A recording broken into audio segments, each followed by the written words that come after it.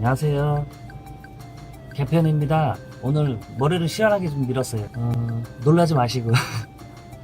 오늘은 공산품 유통기한 관리에 대해서 말씀을 드려볼게요. 이 공산품이라 하면은 기본적으로 실온에 보관해도 괜찮은 상품이라고 생각하시면 될 것 같아요. 매장마다 사용하는 용어가 좀 다른데 상온이라고 말씀하시는 데도 있고 공산품이라고 말씀하시는 데도 있고,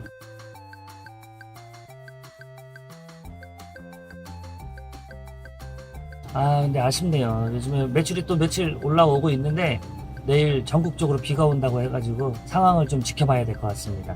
자, 그러면은 본격적으로 오늘 내용은 누구나 아시는 내용도 있고 또 제 나름의 노하우도 있고 그렇습니다. 우선 공산품이라는 거를 대분류로 몇 가지 나누어서 평균적인 유통기한을 말씀을 드려볼게요. 음료수 같은 경우는 1년 정도 됩니다. 그리고 즉석식품도 1년 정도 되고, 통조림 같은 경우는 최소 2년 이상, 과자류는 6개월, 그리고 라면도 6개월. 이 정도는 기본적으로 알고 계셔야 됩니다. 오늘은 철저하게 실무적인 내용으로 말씀을 드리겠습니다. 기본적으로 당연한 말씀인데 잘 나가는 상품은 박스로 매입을 해놓으시면 좋아요. 박스로 살 때 또 단가가 떨어지니까 이득을 더 챙길 수 있죠. 잘 안 나가더라도 유통기한이 긴 거는 박스로 미리 쟁여놓고 더 높은 마진을 취하셔도 되겠습니다. 통상적으로 자파는 뭐 유통기한이 없잖아요. 대신에 세제, 샴푸 이런 경우는 2년씩 가요. 근데 물건이 1년 정도 지나면은 살짝 향은 그대로 남아있을지라도 안에 내용물이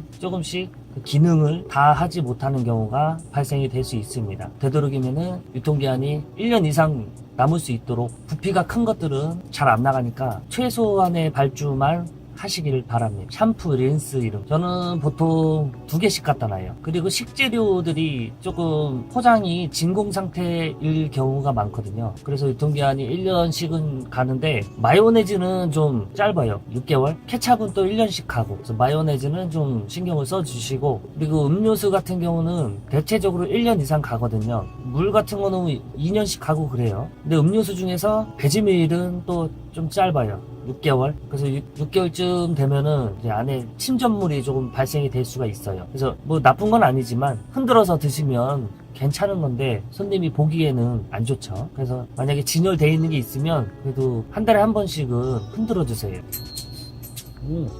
왜 이렇게 술을 많이 먹었어? 그만 먹어. 오케이, 땡큐.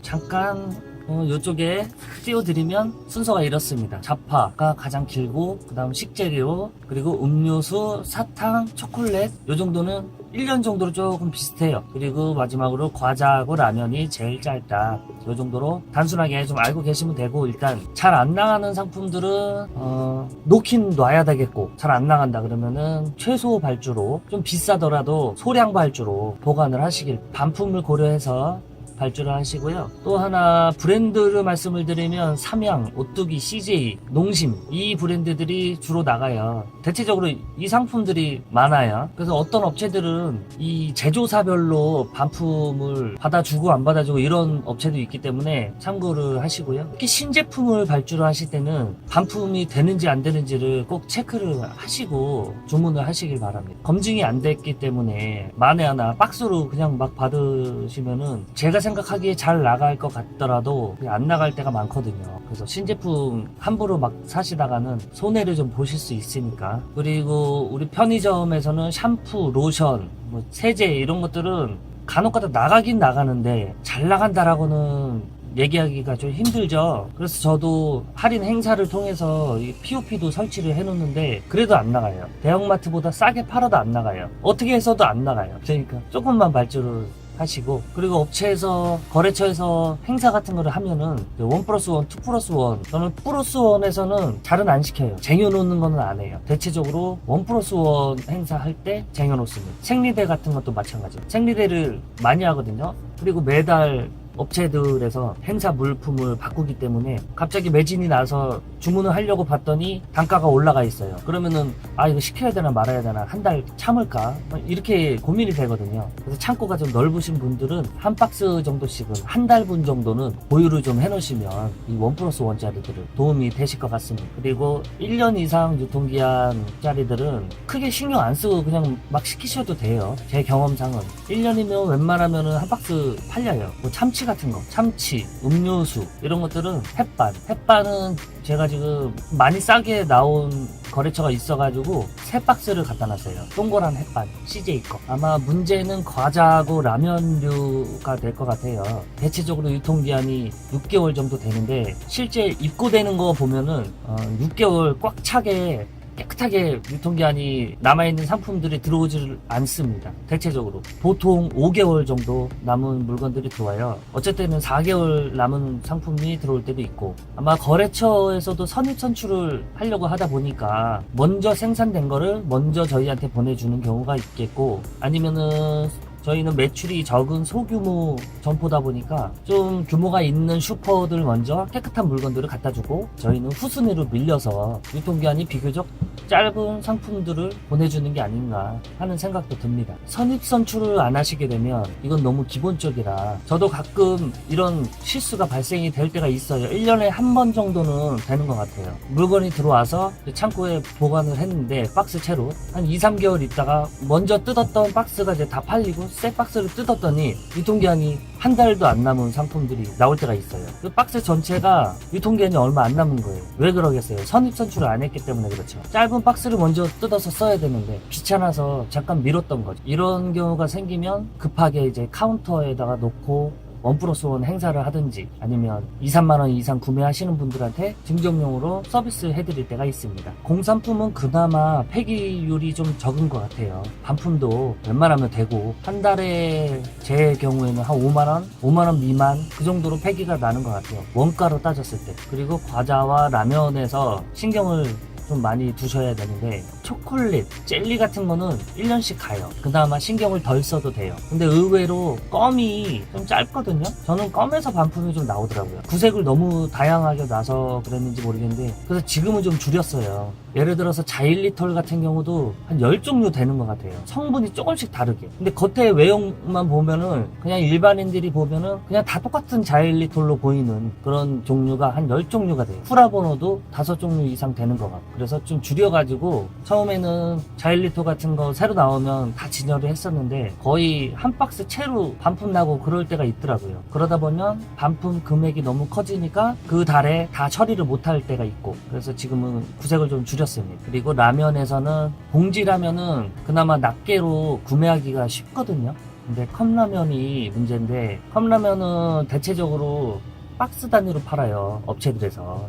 안 그런 데도 있긴 하지만 싸게 구하려다 보니까 이제 박스로 구매를 하게 되는데, 안 나가는 상품들은 계속 안 나가요. 그래서 저는 진열로 이걸 좀 극복하려고 합니다. 최대한 눈높이에 맞추면은 그나마 좀 나가거든요. 그래서 한 달에 한 번, 2달에 한 번 이 정도는 진열대가 쭉 있잖아요. 위치를 아래 거랑 위에 거랑 한번 뒤집어줘요. 위에 있는 상품들을 아래로 내리고 아래에 있던 것들을 위로 올리고, 그러면은 골고루 매출이 발생이 되더라고요. 그리고 유통기한 임박한 것들은 행사를 할 때도 있고, 자체적으로 반품이 자신있게 된다 하면은 굳이 그런 방법까지는 쓰진 않지만, 또 저희 매장만의 나름 규칙을 세웠는데요. 지난번 영상에서 탑 40, 매출 탑 40을 공개해드린 적이 있어요. 그 데이터를 기초로 A등급부터 D등급 정도까지 제가 분류를 해요. 따로 자료를 만들어 놓을 정도는 아닌데 제 머릿속으로만 분류를 해서 나름 발주하는 데에 참고를 하고 있습니다. A등급 같은 경우는 박스로 쟁여놔도 실수로 뭐 2박스, 3박스 시키더라도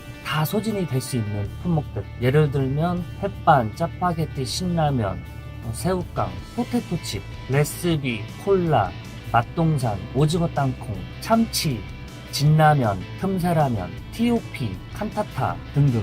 B등급 같은 경우는 마음 놓고 박스로 쟁여놓기에는 조금 애매한 상품들. 한 박스를 시키면 한두 개 정도는 반품이 나올 수 있는 상품들. 오징어집, 오감자, 허니버터칩, 썬키스트 음료수, 오징어 짬뽕 라면, 꼬꼬면, 새우탕, 불닭볶음면, 짜장맛, 오란시, 깔라만시 등등 잘 나가긴 하는데 마음 놓고 시켰다가는 조금 손해를 볼 수 있는 정도. 반품만 다 되면 손해는 없겠죠. 근데 금액 때문에 반품이 막히는 경우가 종종 생기거든요.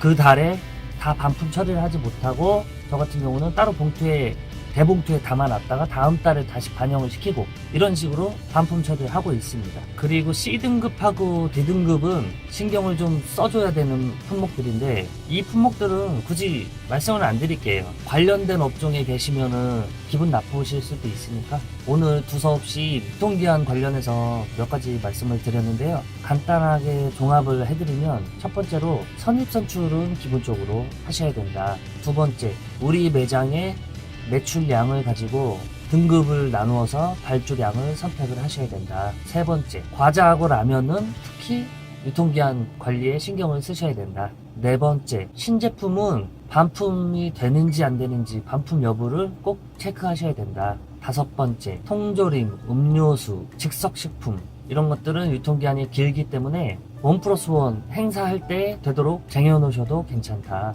네, 이 정도로 간략하게 5가지로 요약을 했습니다. 어저께 온도가 한 20도까지 올라간 것 같아요. 봄이 온 것 같아요. 저희 집 앞에 개나리도 지금 활짝 폈어요. 벚꽃도 또 다 폈죠? 아마 내일 비 오면은 다 떨어질 것 같은데 이번 봄비 전국적으로 오고 나서 날씨가 화창해지면서 다시 한번 매출이 조금씩 올라가지 않을까 기대를 살짝 해봅니다. 네, 오늘은 영상을 좀 일찍 찍었어요. 지금 밤 12시 한 10분 정도 됐습니다. 어서오세요. 오늘 술 발주를 좀 신경 써서 하려고요. 봄이 되면서 이사 처리돼서 그런가 손님들이 좀 물갈이 됐다고 해야 될까? 기존에 안 나갔던 것들이 나가게 되고 잘 나가던 게 또 안 나가고 그래서 한 달 정도 저희 매출 자료를 포스기에서 확인을 해가지고 좀 자세하게 발주를 하려고 합니다. 여러분들 그러면 오늘 평온한 밤 보내시고 일찍 주무시길 바랍니다. 그러면 내일 뵐게요. 고맙습니다.